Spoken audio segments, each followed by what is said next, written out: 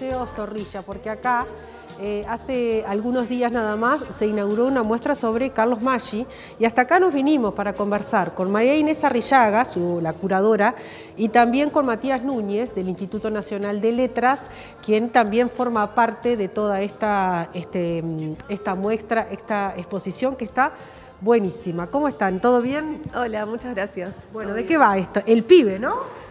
El pibe, arte vivo de Carlos Maggi, es una exposición que reúne a 10 artistas contemporáneos que hacen una especie de retrato a 10 voces sobre Carlos Maggi, cada uno de su entraña irrepetible, como él decía, proponen un retrato de él. ¿Cómo fueron elegidos estos artistas? Bueno, ahora María te lo va a explicar en detalle, pero en principio, ¿cómo el Instituto convocó a María? Partimos de la base de no solo de su vínculo familiar y el acceso al archivo, sino de su rol como cineasta. Supongo que todos tendrán una caja en su casa con fotografías viejas, objetos personales propios o de la familia. ¿Y cómo acceder a esos objetos que nunca te dejan indiferente, remiten a tus experiencias? Era algo que nosotros en la película que filmó María percibimos claramente. Es un documental sobre la vida de Ida Vitale, donde su poesía se muestra desde lo cotidiano. De animales y plantas, por ejemplo, está claramente expuesto en esa película, y la invitamos a que hiciera lo mismo con su abuelo, con todo lo removedor y emotivo que puede ser, desde el rol de un documentalista, removido también por esa propia experiencia. Y los artistas los fue pensando María, los fuimos conversando, pero quizás ¿querés comentar? Les cuento, desde el principio con Matías y con Nicolás de Ragopián estuvimos ahí en un gran equipo dialogando, proponiendo, siempre así como en sintonía. Y bueno, fueron surgiendo desde distintos lados, desde familia, está el hijo Marco Maggi, amigos como Ricardo Pascale, Iturria, también hay lectoras y personas que lo admiraban, hay personas allegadas de alguna manera a la familia. Voy haciendo un recorrido, está también Majera Ferrero, Fidel Esclavo, que colaboraron juntos, Silvia Meyer, que Maggi le escribía muchas de sus músicas y ella después hacía las canciones, entonces colaboraban a través de los años y también como para obras de teatro, como La hija de Gorbachov, que estuvieron juntos, él actuó ahí y ella hacía la música en escena.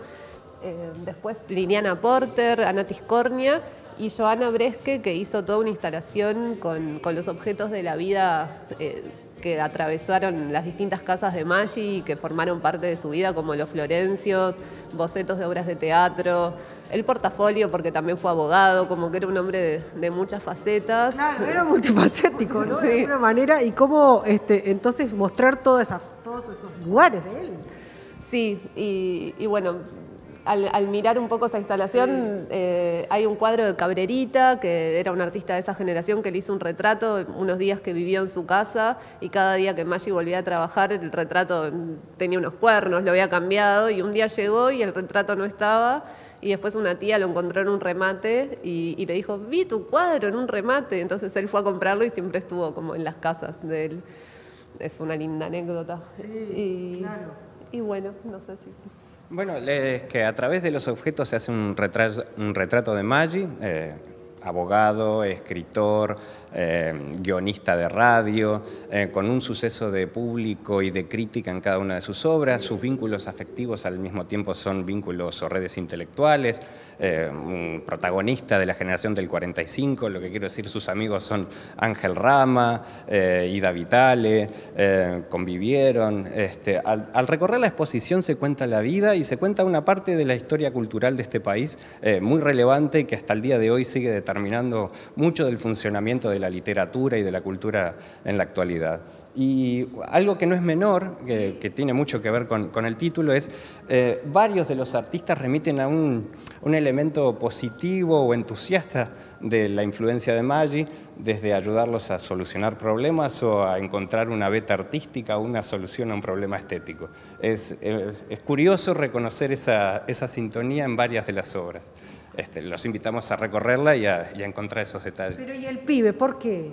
Desde que era un niño que una vez se disfrazó del personaje de Chaplin, el pibe, le quedó ese apodo y toda la vida, hasta los 92 años que vivió, le dijeron el pibe porque siempre tuvo ese espíritu así joven, como decía Matías, entusiasta, claro. Nunca paró de hacer, desde que se levantaba hasta que se acostaba trabajaba sin parar y para él era la clave para mantenerse joven, como el hacer sin pausa.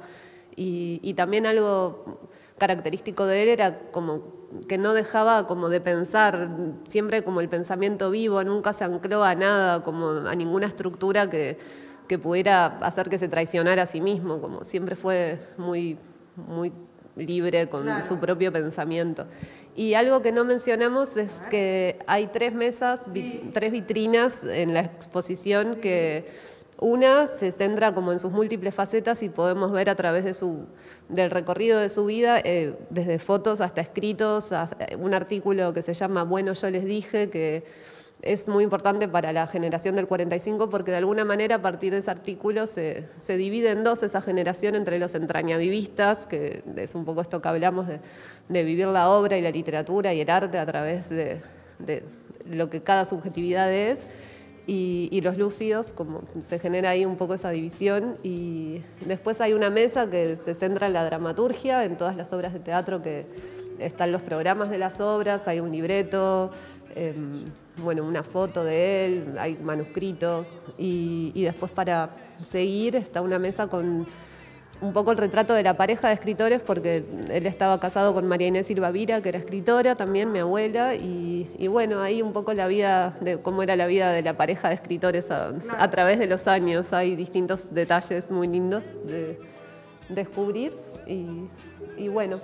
Y además tenemos un cortometraje porque también era director de cine. ¿No? Sí, bueno, la Raya Amarilla, que ganó un festival en Bruselas, que es una película muda con música de Lamarque Pons, protagonizada por un jovencísimo Espalter con sus dotes de mimo. El otro día comentábamos y tenía como un aire a Buster Keaton. Lo poético y el humor mezclado en una misma obra o fusionado en una obra que era una característica típica de los textos de Maggi. Claro.